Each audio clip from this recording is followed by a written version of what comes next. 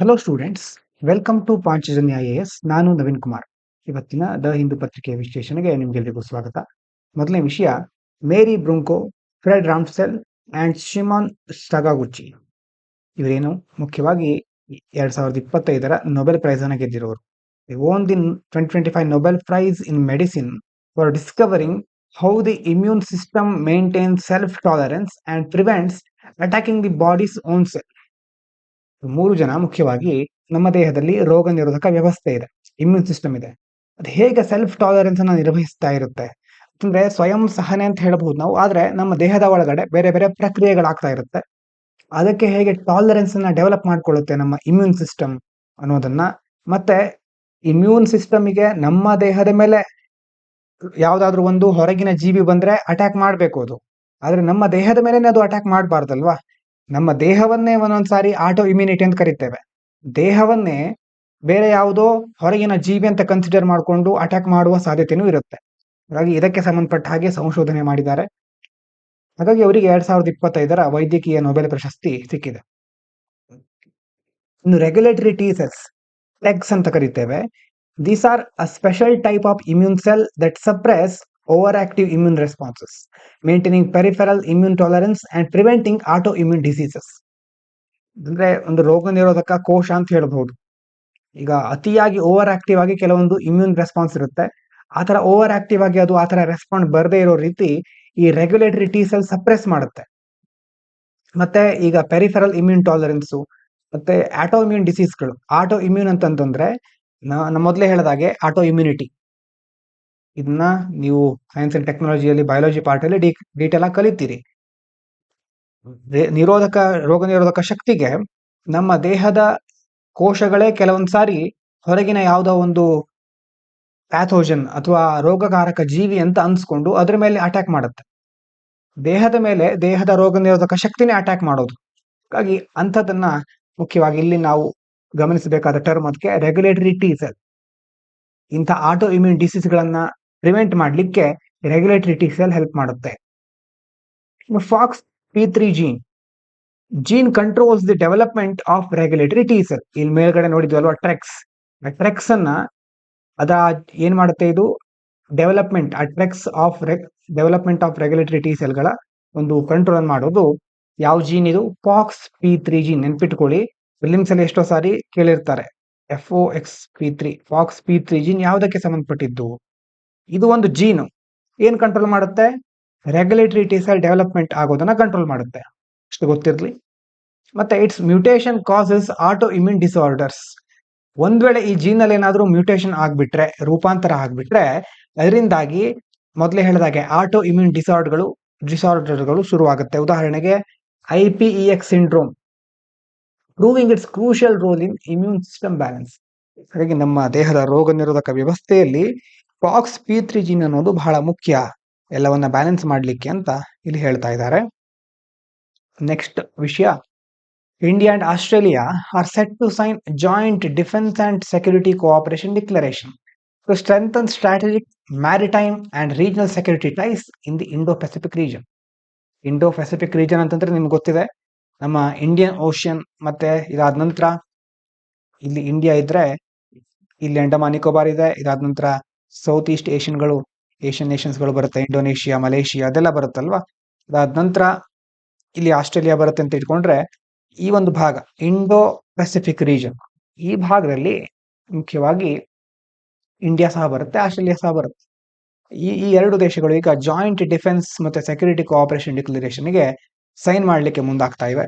ಈ Indo Pacific region ನಲ್ಲಿ ಒಂದು ಸ್ಟ್ರಾಟಜಿಕ್ ಆಗಿ ಮ್ಯಾರಿಟೈಮ್ ಮತ್ತೆ ರೀಜನಲ್ ಸೆಕ್ಯೂರಿಟಿ ಟೈಗಳಿಗೆ ಸಂಬಂಧಪಟ್ಟಂತೆ ಈ ಒಂದು ಘೋಷಣೆಗೆ ಡಿಕ್ಲರೇಷನ್ಗೆ ಸೈನ್ ಮಾಡ್ತಾ ಇವೆ.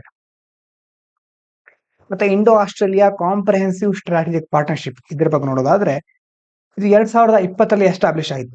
This partnership deepens cooperation in defence, trade, education, renewable energy and maritime security, marking India Australia as key Indo Pacific allies. ಈ ಒಂದು ಪಾರ್ಟ್ನರ್ಶಿಪ್ ಪ್ರಕಾರ ಭಾರತ ಮತ್ತೆ ಆಸ್ಟ್ರೇಲಿಯಾ ಮುಖ್ಯವಾದ ಕೆಲವು ಬಹಳ ಪ್ರಮುಖವಾದ ವಿಷಯಗಳಲ್ಲಿ, ಡಿಫೆನ್ಸ್ ಇರಬಹುದು, ಟ್ರೇಡ್, ಎಜುಕೇಶನ್ ಎಲ್ಲ ಕಡೆ ಬಹಳ ತಮ್ಮ ಪಾಲುದಾರಿಕೆಯನ್ನು ಹೆಚ್ಚು ಮಾಡ್ಕೊಳ್ತಾ ಹೋಗುತ್ತವೆ. ಭದ್ರತೆ ಇರಬಹುದು. ಹಾಗಾಗಿ ಇದು ಎರಡು ದೇಶಗಳ ಒಂದು ಮಿತ್ರ ರಾಷ್ಟ್ರಗಳಾಗಿ ಗುರುತಿಸಿಕೊಳ್ಳಿಕ್ಕೆ ಬಹಳ ಇಂಪಾರ್ಟೆಂಟ್ ಇದು. ಇನ್ನು maritime security road map. It is a bilateral plan to boost collaboration and domain awareness in the Indian Ocean. ಇದು ಇಂಡಿಯನ್ ಓಷನ್ಗೆ ಸಂಬಂಧಪಟ್ಟಿದ್ದೆ. ಎರಡು ದೇಶಗಳು ಬೈಲ್ಯಾಟ್ರಲ್ ಅಂತಂದ್ರೆ ದ್ವಿಪಕ್ಷೀಯ ಯೋಜನೆ. ಇದು ಒಂದು ಕೊಲಾಬರೇಷನ್ ಜಾಸ್ತಿ ಮಾಡ್ಕೊಳ್ಳಿಕ್ಕೆ ಸಾಧ್ಯ ಆಗುತ್ತೆ.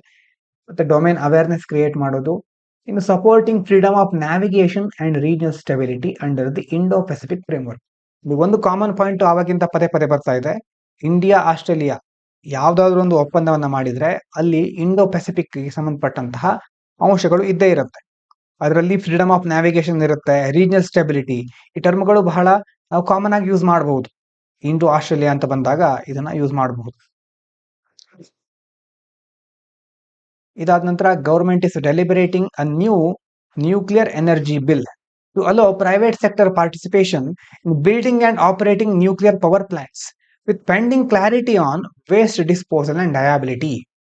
ಈಗ ಕೇಂದ್ರ ಸರ್ಕಾರ ಒಂದು ಹೊಸ ಪರಮಾಣು ಇಂಧನ ಮಸೂದೆಯನ್ನ ತರಲಿಕ್ಕೆ ಚರ್ಚೆ ಮಾಡ್ತಾ ಇದೆ. ಇದರಲ್ಲಿ ಮುಖ್ಯವಾಗಿ ಯಾವುದಕ್ಕೆ ಸಂಬಂಧಪಟ್ಟಿದೆ ಅಂತಂದ್ರೆ ಪ್ರೈವೇಟ್ ಸೆಕ್ಟರ್ ಇದೆಯಲ್ವಾ, ಆ ಒಂದು ಸೆಕ್ಟರ್ ಏನು ನ್ಯೂಕ್ಲಿಯರ್ ಪವರ್ ಪ್ಲಾಂಟ್ ಗಳನ್ನ ಬಿಲ್ಡ್ ಮಾಡೋದು ಮತ್ತೆ ಆಪರೇಟ್ ಮಾಡೋದು. ಈಗ ಪರಮಾಣು ಇಂಧನ ಸ್ಥಾವರಗಳು ಇರುತ್ತೆ, ಅದನ್ನು ನಿರ್ಮಾಣ ಮಾಡೋದು ಮತ್ತೆ ಅದರ ಕಾರ್ಯಾಚರಣೆಗೆ ಸಂಬಂಧಪಟ್ಟ ಹಾಗೆ ಖಾಸಗಿ ವಲಯ ಎಷ್ಟರ ಮಟ್ಟಿಗೆ ಪಾಲ್ಗೊಳ್ಬೇಕು, ಆ ಪಾಲ್ಗೊಳ್ಳುವಿಕೆಯನ್ನು ಅನುಮತಿಸೋದ್ರ ಬಗ್ಗೆ ಪರಮಾಣು ಇಂಧನ ಮಸೂದೆಯನ್ನ ಚರ್ಚೆ ಮಾಡ್ತಾ ಇದ್ದಾರೆ. ಆದ್ರೆ ಇನ್ನೂ ಸಹ ಈಗ ನ್ಯೂಕ್ಲಿಯರ್ ವೇಸ್ಟ್ ಇರುತ್ತೆ, ಆ ತ್ಯಾಜ್ಯ ಇರುತ್ತೆ, ಅದರ ವಿಲೇವಾರಿ ಮಾಡೋದು ಮತ್ತೆ ಲಯಾಬಿಲಿಟಿ, ಕೆಲವೊಂದು ಲಯಾಬಿಲಿಟಿಗಳ ಬಗ್ಗೆ, ಹೊಣೆಗಾರಿಕೆ ಬಗ್ಗೆ ಇನ್ನೂ ಸಹ ಸ್ಪಷ್ಟನೆ ಸಿಗ್ತಾ ಇಲ್ಲ. ಅಟಾಮಿಕ್ ಎನರ್ಜಿ ಆಕ್ಟ್ 1962 ಅಂತ ಒಂದಿದೆ. This act governs India's nuclear energy development and restricts ownership of nuclear plants to government entities.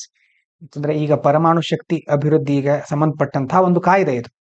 ಇದರ ಪ್ರಕಾರ ಸರ್ಕಾರಿ ಘಟಕಗಳು ಮಾತ್ರ ಪರಮಾಣು ಸ್ಥಾವರಗಳ ಮಾಲೀಕತ್ವವನ್ನು ವಹಿಸಿಕೊಳ್ಬೇಕು. Which the new bill aims to partially amend for private movement. ಈಗ ಹೊಸ ಬಿಲ್ ಮೂಲಕ ಈ ಅಟಾಮಿಕ್ ಎನರ್ಜಿ ಆಕ್ಟ್ ಅನ್ನ ಅಮೆಂಡ್ ಮಾಡ್ಲಿಕ್ಕೆ ಹೊರಟಿದ್ದಾರೆ. ಯಾಕಂತಂದ್ರೆ ಇಲ್ಲಿ ಗವರ್ಮೆಂಟ್ ಮಾತ್ರ ಇತ್ತು ಅಂತ ಹೇಳ್ತಿದ್ರು, ಆದ್ರೆ ಈಗ ಪ್ರೈವೇಟ್ ಸೆಕ್ಟರಿಗೂ ಸಹ ಅವಕಾಶ ಮಾಡಿಕೊಡ್ಲಿಕ್ಕೆ ಮುಂದಾಗ್ತಾ ಇದ್ದಾರೆ. Civil liability for nuclear damage act 2010. ಇದೇನು ಅಂತಂದ್ರೆ ಈ ಲಾ ಏನ್ ಹೇಳುತ್ತೆ, this law fixes liability for nuclear accident on plant operators and hello supplier recourse, ensuring victim compensation and adherence to convention on supplementary compensation for nuclear damage. 2010 ಕಾಯ್ದೆ ಇದು. ಈ ಪರಮಾಣು ಹಾನಿ ಆದ್ರೆ ಅದಕ್ಕೆ ಸಂಬಂಧಪಟ್ಟ ಹಾಗೆ ಹೊಣೆಗಾರಿಕೆ ವಹಿಸಿಕೊಳ್ಳೋದ್ರ ಬಗ್ಗೆ ಇರೋದು. ಏನಾದ್ರೂ ನ್ಯೂಕ್ಲಿಯರ್ ಆಕ್ಸಿಡೆಂಟ್ಗಳಾದ್ರೆ ಆವಾಗ ಪ್ಲಾಂಟ್ ಆಪರೇಟರ್ಸ್ ಗಳಿರ್ತಾರೆ, ಅವರಿಗೆ ಜಾಸ್ತಿ ಹೊಣೆಗಾರಿಕೆ ಇರುತ್ತೆ. ಪೂರೈಕೆದಾರರೇನು ಬಹಳ ದೊಡ್ಡ ಮಟ್ಟದಲ್ಲಿ ಅದಕ್ಕೆ ಲಯಾಬಲ್ ಆಗಿರೋದಿಲ್ಲ. ಮತ್ತೆ ವಿಕ್ಟಿಮ್ಸ್ ಗಳಿಗೆ ಪರಿಹಾರ ಕೊಡೋದ್ರ ಬಗ್ಗೆ, ಪೀಡಿತರಾಗಿರ್ತಾರಲ್ವಾ ಅವರಿಗೆ ಪರಿಹಾರ ಕೊಡೋದ್ರ ಬಗ್ಗೆ ಸಹ ಇದರಲ್ಲಿ ಕೆಲವು ಪಾಯಿಂಟ್ ಗಳನ್ನ ಮೆನ್ಷನ್ ಮಾಡಿದ್ದಾರೆ. ಅಂತಂದ್ರೆ ಇಂಟರ್ನ್ಯಾಷನಲ್ ಲೆವೆಲ್ ಅಲ್ಲಿ convention on supplementary compensation for nuclear damage ಅನ್ನುವಂಥದ್ದು ಇದೆ, ಒಂದು ಕನ್ವೆನ್ಷನ್. ಆ ಕನ್ವೆನ್ಷನ್ಗೆ ನಾವು ಸಹ ಬದ್ಧರಾಗಿದ್ದೇವೆ ಅನ್ನೋದನ್ನ ನಾವು ಈ ಮೂಲಕ ಪ್ರೂವ್ ಮಾಡ್ತೇವೆ.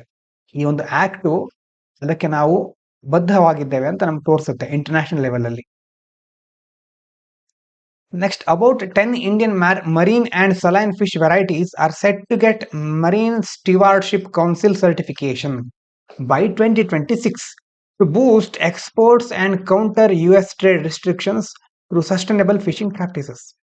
ಸುಮಾರು 10 ಮೀನಿನ ಪ್ರಭೇದಗಳಿಗೆ ಒಂದು ಮರೈನು ಸಲೈನ್ ಫಿಶ್ ವೆರೈಟಿ, ಇದಕ್ಕೆ ಏನ್ ಸಿಗ್ತಾ ಇದೆ, ಪ್ರಮಾಣೀಕರಣ ಸರ್ಟಿಫಿಕೇಶನ್ ಸಿಗ್ತಾ ಇದೆ. ಯಾವುದದು? ಮರೀನ್ ಸ್ಟೆವಾರ್ಡ್ಶಿಪ್ ಕೌನ್ಸಿಲ್ ಸರ್ಟಿಫಿಕೇಶನ್ ಸಿಗ್ತಾ ಇದೆ 2026 ಒಳಗೆ. ಇದ್ರ ಮೂಲಕ ಆ ಒಂದು ಕೆಳಗಡೆ ಇದೆ ನೋಡಿ, ಮರೀನ್ ಸ್ಟೆವಾರ್ಡ್ಶಿಪ್ ಕೌನ್ಸಿಲ್. ಇದೇನಂತಂದ್ರೆ ಗ್ಲೋಬಲ್ ಸರ್ಟಿಫಿಕೇಶನ್ ಪ್ರೋಗ್ರಾಮ್ ಇದು. ಯಾವುದು ಎಲ್ಲಿ ಸಸ್ಟೈನಬಲ್ ಫಿಶಿಂಗ್ ಇರುತ್ತಲ್ವಾ, ಸುಸ್ಥಿರವಾದಂತಹ ಮೀನುಗಾರಿಕೆ ಮಾಡೋದು. ಸೀ ಫುಡ್ ಟ್ರೇಸಬಿಲಿಟಿ, ಇದನ್ನ ಎನ್ಶೂರ್ ಮಾಡಿಕೊಂಡು ಅವರಿಗೆ ಸರ್ಟಿಫಿಕೇಟ್ ಕೊಡುತ್ತೆ. Ensuring fish stocks are responsibly managed, protect marine ecosystem. Fish ಸ್ಟಾಕ್ಗಳಿರುತ್ತೆ, ಈ ಮೀನನ್ನು ಸಂಗ್ರಹಿಸಿಟ್ಟಿರ್ತಾರೆ. ಆ ಸಂಗ್ರಹಿಸಿಟ್ಟಿರುವಂತಹ ವ್ಯವಸ್ಥೆ ಅಥವಾ ಅವರೊಂದು ಫಾಲೋ ಮಾಡ್ತಿರುವಂತ ಮೆಥಡ್, ಈ ಸಮುದ್ರದಲ್ಲಿ ಬೇರೆ ಬೇರೆ ಇಕೋಸಿಸ್ಟಮ್ ಇರುತ್ತಲ್ವಾ, ಅದನ್ನ ರಕ್ಷಿಸ್ಲಿಕ್ಕೆ ಪೂರಕವಾಗಿದೆಯಾ ಇಲ್ವಾ, ಅದಕ್ಕೆ ಹೊಂದಾಣಿಕೆ ಮಾಡ್ಕೊಳ್ತಾ ಇದ್ದಾರಾ ಇಲ್ವಾ, ಅದನ್ನ ಜವಾಬ್ದಾರಿ ನಿರ್ವಹಿಸ್ತಾ ಇದ್ದಾರಾ ಇಲ್ವಾ ಅಂತ ಚೆಕ್ ಮಾಡುತ್ತೆ. ಯಾವುದು? Marine stewardship council. ಇದರಿಂದ ನಮಗೇನು ಉಪಯೋಗ ಅಂತಂದ್ರೆ, ಸುಸ್ಥಿರ ಮೀನುಗಾರಿಕೆ ಅಭ್ಯಾಸಗಳನ್ನ ನಾವು ಫಾಲೋ ಮಾಡೋದ್ರ ಮೂಲಕ ರಫ್ತನ್ನ ಹೆಚ್ಚು ಮಾಡ್ಕೊಳ್ಬಹುದು. ಸಸ್ಟೈನೇಬಲ್ ಪ್ರಾಕ್ಟೀಸ್ ಅನ್ನ ಫಾಲೋ ಮಾಡ್ತೇವೆ ಅಂತ ಹೇಳ್ಬಹುದು. ಮತ್ತೆ US ಇಂದು ವ್ಯಾಪಾರ ನಿರ್ಬಂಧಗಳಿರುತ್ತೆ. ಹಾಗಾಗಿ ಆ ಕಡೆಯಿಂದ ನಮಗೆ ಜಾಸ್ತಿ ಲಾಭ ಬರುತ್ತೆ ಅಂತಲ್ಲ, ಅಲ್ಲಿ ನಮಗೆ ಲಾಸ್ ಆದ್ರೂ ಸಹ ಬೇರೆ ದೇಶಗಳಿಗೆ ನಮ್ಮ ಸಸ್ಟೈನೇಬಲ್ ಪ್ರಾಕ್ಟೀಸ್ಗಳಂತಹ ಒಂದು ಸಮರ್ಥನೆಯನ್ನ ಕೊಟ್ಟು ಅಥವಾ ಒಂದು ಕಾರಣವನ್ನು ಕೊಟ್ಟು ಬೇರೆ ದೇಶಗಳಿಗೂ ಸಹ ನಾವು ಎಕ್ಸ್ಪೋರ್ಟ್ ಜಾಸ್ತಿ ಮಾಡಬಹುದು. ಇನ್ನು FAO code for conduct for responsible fisheries. FAO food and agriculture organisation ಕೇಳಿರಬಹುದು ನೀವು ಮೊದಲೇ. ಇದು ಏನಿದೆ ಒಂದು ಇದರದ್ದು code of conduct for responsible fisheries. ಜವಾಬ್ದಾರಿಯುತವಾಗಿ ಮೀನುಗಾರಿಕೆ ನಿರ್ವಹಿಸಬೇಕು. ಏನಿದು? It's a voluntary international framework, ಅಂತಾರಾಷ್ಟ್ರೀಯ ಮಟ್ಟದ ಒಂದು ಚೌಕಟ್ಟಿದು, by the food and agriculture organisation FAO that guides eco labelling, sustainable fishing and conservation of marine resources world wide. ಇದೇನೇನು ಮಾಡುತ್ತೆ ಅಂತಂದ್ರೆ, ಇಕೋ ಲೇಬಲಿಂಗ್ ಅಂತಂದ್ರೆ ಇವರು ಮಾಡ್ತಾ ಇರ್ತಕ್ಕಂಥ ಪ್ರೊಸೆಸ್ ಇರಬಹುದು, ಪ್ರಾಡಕ್ಟ್ ಇರಬಹುದು, ಪರಿಸರಕ್ಕೆ ಸಂಬಂಧಪಟ್ಟ ಹಾಗೆ ಯಾವ ತರ ಇದೆ, ಒಳ್ಳೆ ರೀತಿ ಇದೆಯಾ, ಪರಿಸರ ಸ್ನೇಹಿಯಾಗಿದೆಯಾ, ಅಥವಾ ಸಸ್ಟೈನೇಬಲ್ ಆಗಿದೆಯಾ, ಇದು ಸುಸ್ಥಿರವಾಗಿದೆಯಾ, ಅದ್ರ ಜೊತೆ ಕನ್ಸರ್ವೇಷನ್ ಆಫ್ ಮರೀನ್ ರಿಸೋರ್ಸಸ್. ಜಾಗತಿಕವಾಗಿ ಈಗ ಸಮುದ್ರಗಳಲ್ಲಿ ತುಂಬಾ ಸಂಪನ್ಮೂಲಗಳಿರುತ್ತೆ, ಸಂಪನ್ಮೂಲಗಳನ್ನ ಹೇಗೆ ರಕ್ಷಣೆ ಮಾಡಬೇಕು ಅದಕ್ಕೆ ಸಂಬಂಧಪಟ್ಟ ಹಾಗೆ ಇದು FAO code of conduct for responsible fisheries ಅನ್ನೋದು ಮಾರ್ಗದರ್ಶನ ನೀಡುತ್ತೆ. ಮುಂದಿನದು ಒಂದು article, calling out the criticism of the Indian judiciary. ಸ್ವಲ್ಪ ಕರೆಕ್ಟ್ ಆಗಿ ಕೇಳ್ಕೊಳ್ಳಿ. ಆರ್ಟಿಕಲ್ ಏನ್ ಹೇಳ್ತಾ ಇದೆ ಅಂತಂದ್ರೆ, Indian judiciary against recent criticism by Sanjeev Sanyal. Sanjeev Sanyal ಅನ್ನೋರು ಭಾರತದ ನ್ಯಾಯಾಂಗ ವ್ಯವಸ್ಥೆಗೆ ಸಂಬಂಧಪಟ್ಟ ಹಾಗೆ ಕೆಲವು ಟೀಕೆಗಳನ್ನ ಮಾಡಿದ್ರು. ಅವ್ರು ಯಾರು ಸಂಜೀವ್ ಸನ್ಯಾಲ್? ಅವರು member of the prime minister economic advisory council, who said that courts are the biggest hurdle in India becoming developed nations. ನಮ್ಮ ದೇಶ ಅಭಿವೃದ್ಧಿ ಹೊಂದಿದ ದೇಶ ಆಗ್ಲಿಕ್ಕೆ ಮೊದಲು ನಮ್ ತಡಿತಾ ಇರೋದೇ ಕೋರ್ಟ್ಗಳು ಅಂತ ಹೇಳ್ತಾ ಇದ್ದಾರೆ ಅವರು. Author argues that criticism is unfair and misplaced. Real issues lie in poor lawmaking, government over litigation, and lack of resources, not in the judiciary itself. ಈ ಆರ್ಟಿಕಲ್ ಬರ್ದವ್ರು ಏನ್ ಹೇಳ್ತಾ ಇದ್ದಾರೆ, ಈ ಸಂಜೀವ್ ಸನ್ಯಾಲ್ ಮಾಡಿರೋ ಆರೋಪ ಸರಿ ಇಲ್ಲ, ಅದ್ರ ಬಗ್ಗೆ ಬೇರೆ ಬೇರೆ ರೀತಿಯ ಪಾಯಿಂಟ್ ಗಳನ್ನ ಕೊಡ್ತಾ ಹೋಗ್ತಾರೆ. ನೋಡಿ ಕೆಳಗಡೆ ಇದೆ, what the criticism was. Sanjeev Sanyal ಏನ್ ಹೇಳ್ತಾರೆ, judicial system is the main obstacle India fast economic growth and dream of becoming Viksit Bharat. ಅವ್ರು ಹೇಳಿರೋ ಪ್ರಕಾರ ಕೋರ್ಟ್ಗಳು ಈಗ ನಮ್ಗೊಂದು ತಡೆಗೋಡೆ ಆಗ್ಬಿಟ್ಟಿದೆ. ಯಾಕಂತಂದ್ರೆ ಪ್ರಾಜೆಕ್ಟ್ ಗಳನ್ನ, ಡಿಸಿಷನ್ ಗಳನ್ನ ಕೋರ್ಟ್ಗಳು ಡಿಲೇ ಮಾಡ್ತಾ ಇರುತ್ತವೆ. ಜಡ್ಜಸ್ಗಳು ತುಂಬಾ ಕಡಿಮೆ ಅವಧಿಯಲ್ಲಿ ವರ್ಕ್ ಮಾಡ್ತಾರೆ, ಲಾಂಗ್ ವೆಕೇಶನ್ ತಗೊಳ್ತಾರೆ, ರಜಾ ಅವಧಿಯನ್ನ ತಗೊಳ್ತಾರೆ ತುಂಬಾ, ಮತ್ತೆ ಸ್ಲೋ ಆಗಿ ಬಿಸ್ನೆಸ್ಗಳು ಅಥವಾ ಕೋರ್ಟಿನ ವ್ಯವಹಾರಗಳು ಸ್ಲೋ ಆಗಿರುತ್ತೆ. ಕಾಂಟ್ರಾಕ್ಟ್ ಎನ್ಫೋರ್ಸ್ಮೆಂಟ್ ಅಷ್ಟು ಸುಲಭವಾಗಿ ಸರಿಯಾಗಿ ಆಗೋದಿಲ್ಲ, ಇನ್ಎಫಿಷಿಯನ್ಸಿ ಇದೆ ಕೋರ್ಟ್ ನಲ್ಲಿ ಅಂತ ಸಂಜೀವ್ ಸನ್ಯಾಲ್ ಅವರ ವಾದ. ಈ ಆರ್ಟಿಕಲ್ ನ ಬರ್ದಿರೋ ಆಥರ್ ಏನ್ ಹೇಳ್ತಾರೆ, ಕೌಂಟರ್ ಪಾಯಿಂಟ್ ಕೊಡ್ತಾರೆ. The article strongly ಡಿಸ್ಅಗ್ರೀಸ್ with this view and gives several reasons why the problem is not the judiciary itself. ನ್ಯಾಯಾಂಗ ವ್ಯವಸ್ಥೆಯ ತಪ್ಪಿಲ್ಲ ಇದರಲ್ಲಿ. ಯಾಕಂತಂದ್ರೆ ಆಥರ್ ಹೇಳೋದು, judiciary is over burden, not lazy. Judiciary ಹತ್ರ ತುಂಬಾ ಕೇಸ್ಗಳು ಓವರ್ ಬರ್ಡನ್ ಆಗ್ಬಿಟ್ಟಿದೆ, ಅಷ್ಟು ನಿಭಾಯಿಸ್ಲಿಕ್ಕೆ ಆಗ್ತಾ ಇಲ್ಲ. ಹಾಗಾಗಿ ಅದು ಲೇಜಿ ಆಗಿಲ್ಲ, ಓವರ್ ಬರ್ಡನ್ ಆಗ್ಬಿಟ್ಟಿದೆ. Sorry, Indian courts have too many cases, too few judges. ಕೇಸ್ಗಳ ಸಂಖ್ಯೆ ಜಾಸ್ತಿ ಇದೆ, ಜಡ್ಜಸ್ ಗಳ ಸಂಖ್ಯೆ ತುಂಬಾ ಕಡಿಮೆ ಇದೆ. ನೋಡಿ, judges hear 50 to 100 cases a day, 50ರಿಂದ 100 ಕೇಸ್ಗಳನ್ನ ಹ್ಯಾಂಡಲ್ ಮಾಡ್ತಾರೆ, ಅಷ್ಟನ್ನ ಇದ್ರ ಬಗ್ಗೆ ವಿಚಾರಣೆ ನಡೆಸ್ತಾರೆ. Often working late nights and weekends, ರಾತ್ರಿ ಸಹ ಕೆಲಸ ಮಾಡ್ತಾರೆ, ವೀಕೆಂಡ್ ಅಲ್ಲಿ ಸಹ ಕೆಲಸ ಮಾಡ್ತಾರೆ. Vacations are use to write pending judgments, not for leisure. ಯಾಕಂದ್ರೆ ಈಗ ಅವರಿಗೆ ರಜೆ ಸಿಕ್ಕಿದ್ರು ಸಹ ಅಲ್ಲಿ ಪೆಂಡಿಂಗ್ ಜಡ್ಜ್ಮೆಂಟ್ ಗಳನ್ನ ಬರಲಿಕ್ಕೆ ಆ ಸಮಯ ಹೋಗುತ್ತೆ. ಅವರಿಗೆ ಏನು, ಅವರು ರಜೆ ಸಿಕ್ಕುತ್ತಂತ ಆರಾಮಾಗಿ ಕುತ್ಕೊಂಡಿರೋದಿಲ್ಲ. therefore blaming them for delays is unfair. ಹಾಗಾಗಿ ಡಿಲೇ ಆಗ್ತಾ ಇರೋದಕ್ಕೆ ಜಡ್ಜಸ್ ಗಳನ್ನ ಬ್ಲೇಮ್ ಮಾಡೋದು ಸರಿಯಲ್ಲ ಅಂತ ಮೊದಲನೇ point. The problem lies in poor loss and drafting. ಸಮಸ್ಯೆ ಇರೋದು ಕಾನೂನುಗಳನ್ನ, ನೀತಿಗಳನ್ನ ಮಾಡೋದ್ರಲ್ಲಿ. ಮೆನಿ ಲಾಸ್ ಆರ್ ವೇಗ್, ಎಷ್ಟೋ ಲಾಗಳು ವೇಗ್ ಆಗಿದೆ, ಗೊಂದಲದಿಂದ ತುಂಬಿಕೊಂಡಿದೆ, ಕಾಂಪ್ಲಿಕೇಟೆಡ್ ಆಗಿದೆ. ಮತ್ತೆ ಪುವರ್ಲಿ ರಿಟರ್ನ್ ಬೈ ದಿ ಲೆಜಿಸ್ಲೇಚರ್. ಈಗ ಶಾಸಕಾಂಗ ಇರುತ್ತಲ್ವಾ, ಶಾಸನ ವ್ಯವಸ್ಥೆ, ಅದು ಸರಿಯಾಗಿ ಲಾಗಳನ್ನ ಮಾಡಲೇ ಇಲ್ಲ. ಎಕ್ಸಾಂಪಲ್ ನೋಡಿ, section 12A of the commercial courts act ಅಂತಿದೆ. Makes mediation mandatory before filing a case. Mediation ಅಂತಂದ್ರೆ ಮಿಡ್ಲಲ್ಲಿ ಮೀಡಿಯೇಟ್ ಮಾಡೋದು ಅಂತ ಹೇಳ್ತೀವಲ್ವಾ. But this rule was made by parliament, not judges. ಈಗ ಒಂದು ಕೇಸನ್ನು ಫೈಲ್ ಮಾಡೋಕ್ಕಿಂತ ಮೊದಲು ಮೀಡಿಯೇಷನ್ ಇರಬೇಕು, ಮಧ್ಯಸ್ಥಿಕೆ ಇರಬೇಕು ಅಂತ ಮಾಡಿದ್ದಾರೆ ಕಾನೂನನ್ನ. ಆದ್ರೆ ಅದು ಮಾಡಿರೋದು ಪಾರ್ಲಿಮೆಂಟು, ಜಡ್ಜಸ್ಗಳಲ್ಲ. If it fails in practice, it blame the law makers, not courts enforcing it ಅಲ್ವಾ. ಇದು ಒಂದ್ ವೇಳೆ ಫೇಲ್ ಆದ್ರೆ ಲಾ ಮೇಕರ್ಸ್ಗಳು, ಈಗ ಆ ಕಾನೂನನ್ನ ಮಾಡಿದವರು ಇದ್ದಾರಲ್ವಾ, ಅವರನ್ನ ಬ್ಲೇಮ್ ಮಾಡಿ, ಕೋರ್ಟ್ಗಳನ್ನ ಬ್ಲೇಮ್ ಮಾಡಬೇಡಿ. Similarly new criminal laws, BNS, BNSS, BSB ಎಲ್ಲ ಇದೆಯಲ್ವಾ, and new income tax act are mostly old laws with new names. ಎಲ್ಲ ಹಳೆ ಲಾಗಳೇ ಹೊಸ ಹೆಸರು ಕೊಟ್ಟಿದ್ದಾರೆ ಅಷ್ಟೇ. Which will again cause confusion and litigation. ಅದಕ್ಕೆ ಮಾಡೋದಾದ್ರೆ ಮತ್ತ್ಯಾಕೆ ಹೊಸದಾಗಿ ಬೇರೆ ಬೇರೆ ಸೆಕ್ಷನ್ ಅಂತ ಮಾಡಿ ಹೊಸ ಹೆಸರು ಯಾಕೆ ಕೊಡ್ಬೇಕಿತ್ತು? ಸುಮ್ಮನೆ ಕನ್ಫ್ಯೂಷನ್ ಮತ್ತೆ ಲಿಟಿಗೇಷನ್ ಜಾಸ್ತಿ ಆಗ್ತಾ ಹೋಗುತ್ತೆ ಅಂತ ಇನ್ನೊಂದು ಪಾಯಿಂಟ್ ಇವ್ರು ಹೇಳೋದು. ಇನ್ನು government is the biggest litigant. ನೋಡಿ, union and state governments file the most number of cases. ಜಾಸ್ತಿ ಕೇಸ್ಗಳನ್ನ ಫೈಲ್ ಮಾಡೋರು ಕೇಂದ್ರ ಮತ್ತೆ ರಾಜ್ಯ ಸರ್ಕಾರಗಳು. ಇವನ್ ಆನ್ ಟ್ರಿವಿಯಲ್ ಮ್ಯಾಟರ್ಸ್, ಸಣ್ಣ ಪುಟ್ಟ ವಿಷಯಕ್ಕೂ ಕೇಸನ್ನ ಫೈಲ್ ಮಾಡ್ತಾ ಇರುತ್ತವೆ. Tax department, ministry, PSUs often appeal routine decision up to Supreme Court, wasting time and resources. Daily ಏನ್ ಮಾಡಬೇಕು, ರೂಟೀನ್ ಡಿಸಿಷನ್ಗೆ ಸಂಬಂಧಪಟ್ಟ ಹಾಗೂ ಏನಾದ್ರೂ ವಿಷಯಗಳಿದ್ರೆ ಅದನ್ನ ಸುಪ್ರೀಂ ಕೋರ್ಟ್ ಅಲ್ಲಿ ಕೇಳ್ತಾ ಇರ್ತಾರೆ. ಅದಕ್ಕೆ ಟೈಮ್ ಮತ್ತೆ ರಿಸೋರ್ಸ್ಗಳು ವೇಸ್ಟ್ ಆಗುತ್ತೆ.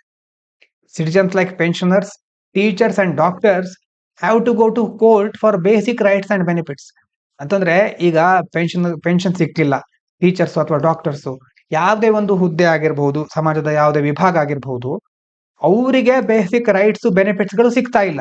ಇದ್ರ ಪ್ರಾಬ್ಲಮ್ ಮೇಲಿದೆ ಅಂತಂದ್ರೆ ಸರ್ಕಾರ ತನ್ನ ಸೌಲಭ್ಯಗಳನ್ನ ಸರಿಯಾಗಿ ತಲುಪಿಸ್ತಾ ಇಲ್ಲ. ಇದು ಸರ್ಕಾರದ ಪ್ರಾಬ್ಲಮ್ ಹೊರತು ಕೋರ್ಟು ಅವ್ರು ಬಂದ ಮೇಲೆ ನಿಭಾಯಿಸಬೇಕಾಗತ್ತೆ ಹೊರತು ಅವ್ರು ಯಾಕೆ ಬರ್ತಾರೆ ಕೋರ್ಟಿಗೆ? ಯಾಕಂತಂದ್ರೆ ಮೊದಲು ಗೌರ್ಮೆಂಟ್ ಇರಬಹುದು, ಲಾ ಮೇಕರ್ಸ್ ಇರಬಹುದು, ತಮ್ಮ ಕೆಲಸವನ್ನ ಸರಿಯಾಗಿ ಮಾಡ್ತಾ ಇಲ್ಲ. So if cases file up, government it self is responsible for the delay. Case ಜಾಸ್ತಿ ಆಗ್ತಿದೆ ಅಂತಂದ್ರೆ ಅದಕ್ಕೆ ಕಾರಣ ಗೌರ್ಮೆಂಟೇ, ಮತ್ತಾರು ಅಲ್ಲ ಅಂತ ಇಲ್ಲಿ ಹೇಳ್ತಿದ್ದಾರೆ. ಡಿಲೇ ಆಗ್ಲಿಕ್ಕೆ ಸರ್ಕಾರನೇ ಕಾರಣ. 99 to 1 problem, not judiciary fault. Sanyal ಏನ್ ಹೇಳಿದ್ದಾರೆ? Laws are made complex to prevent misuse by 1% of people, which slows the system for 99%. ಲಾಗಳನ್ನ ಸ್ವಲ್ಪ ಕಾಂಪ್ಲೆಕ್ಸ್ ಆಗಿ ಯಾಕೆ ಮಾಡ್ತಾರೆ ಅಂತಂದ್ರೆ ಅದನ್ನ ಮಿಸ್ಯೂಸ್ ಮಾಡ್ಕೊಳ್ಬಾರ್ದು ಅಂತ. ಆದ್ರೆ ಈ ತರ ಮಿಸ್ಯೂಸ್ ಮಾಡ್ಕೊಳ್ಳೋರು 1% ಇರಬಹುದು, ಆದ್ರೆ ಉಳಿದಿರೋ 99% ಸಾಮಾನ್ಯರು ಇರ್ತಾರಲ್ವಾ, ಇಡೀ ಸಿಸ್ಟಮ್ ಸ್ಲೋ ಆಗ್ತಾ ಹೋಗುತ್ತೆ. ಹಾಗಾಗಿ ಆಥರ್ ಏನ್ ಹೇಳ್ತಾರೆ? This is law making issue, not judicial one. Judicial issue ಅಲ್ಲ ಇದು law making issue. Badly drafted laws and bureaucratic mind set make procedures long and confusing, not judges.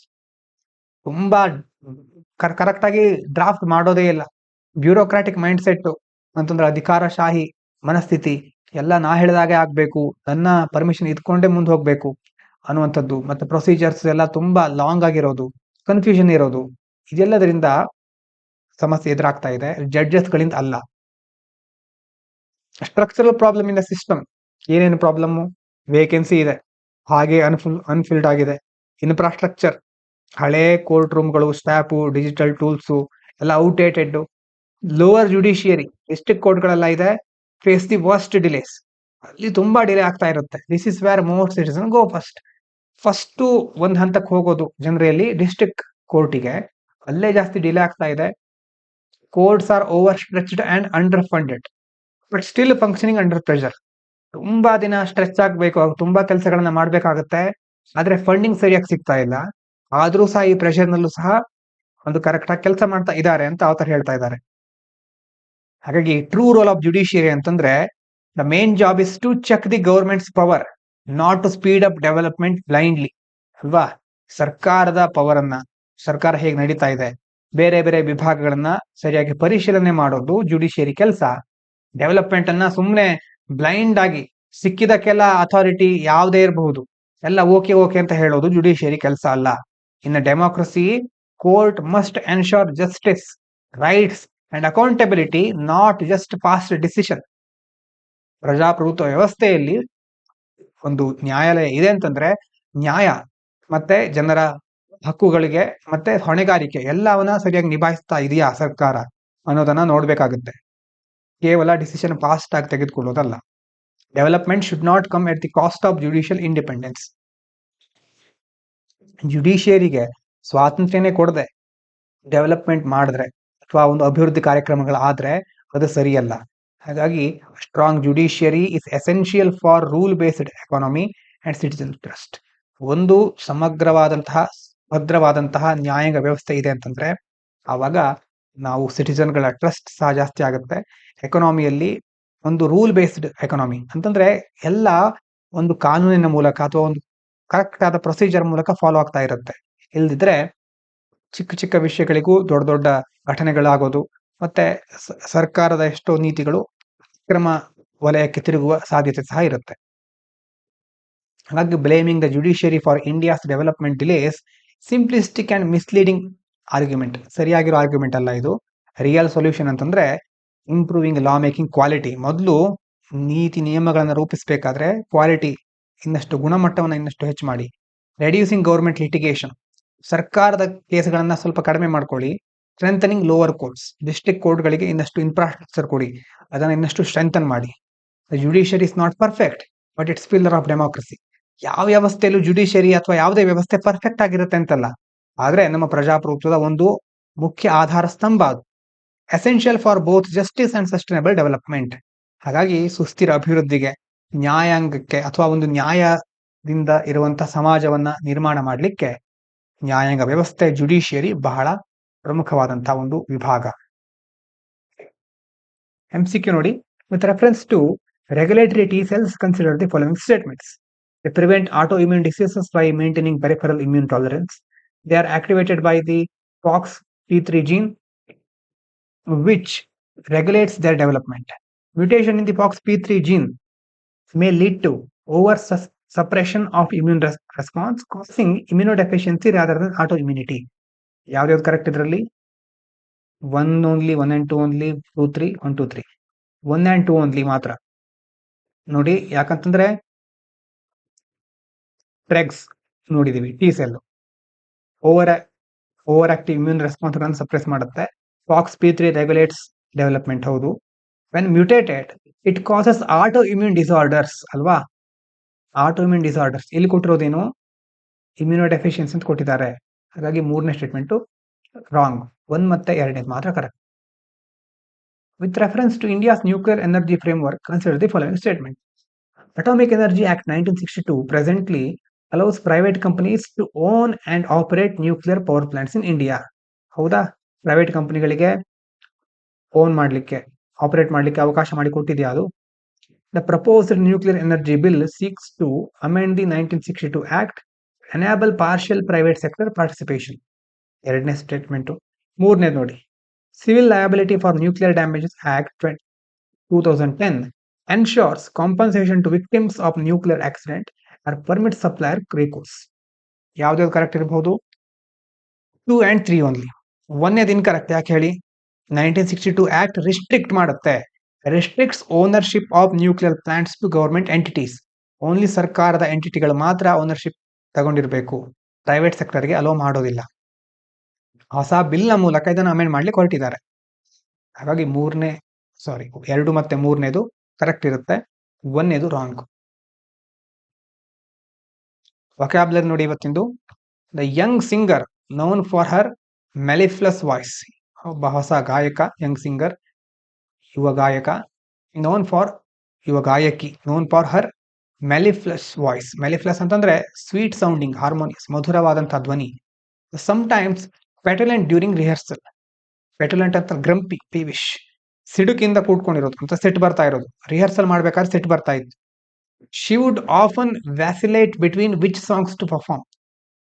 ವ್ಯಾಸಿಲೇಟ್ ಅಂತಂದ್ರೆ ತೂಗಾಡು ಅಂತ, ವೇವರ್, ಫ್ಲಕ್ಚುಯೇಟ್ ಅಂತ. ಇಲ್ಲಿ ವ್ಯಾಸಿಲೇಟ್ ಅಂತಂದ್ರೆ ಏನು? ಹಾಗಾದ್ರೆ ಯಾವ ಸಾಂಗ್ ಅನ್ನ ಪರ್ಫಾರ್ಮ್ ಮಾಡೋದು ಅನ್ನೋದ್ರ ಬಗ್ಗೆ ಆವಾಗ ಮನಸ್ಸು ಚೇಂಜ್ ಆಗ್ತಾ ಇತ್ತು. ಈ ಕಡೆಯಿಂದ ಈ ಕಡೆ ಬದಲಾಗ್ತಾ ಇರೋದು. ಒಂದ್ಸಾರಿ ಈ ಹಾಡು ಪರ್ಫಾರ್ಮ್ ಮಾಡೋಣ ಅಂತಂದ್ರೆ ಇನ್ನೊಂದ್ಸಾರಿ ಮತ್ತೊಂದು ಹಾಡು ಹೇಳೋಣ ಅಂತ ಅನಿಸ್ತಾ ಇತ್ತು. And due to her extreme parsimony. Extreme parsimony ಅಂತಂದ್ರೆ ಸ್ಟಿಂಗಿನೆಸ್, ಫ್ರುಗಾಲಿಟಿ, ಜಿಪುಣತನ. She would always peruse the bill before paying. ಅಂತಂದ್ರೆ ಪರ್ಯೂಸ್ ಸೂಕ್ಷ್ಮವಾಗಿ ಓದೋದು, ರೀಡ್ ಕೇರ್ಫುಲಿ. ಯಾವ್ದಾದ್ರು ಒಂದು ಸಂದರ್ಭದಲ್ಲಿ ಪೇ ಮಾಡ್ಬೇಕಾದ್ರೆ ಬಿಲ್ ಅನ್ನ ಕರೆಕ್ಟ್ ಆಗಿ ಚೆಕ್ ಮಾಡ್ತಾ ಇದ್ಲು. ಅಂತಂದ್ರೆ ಯಾಕಂತಂದ್ರೆ ಪಾರ್ಸಿಮೊನಿ, ಎಕ್ಸ್ಟ್ರೀಮ್ ಪಾರ್ಸಿಮೊನಿ.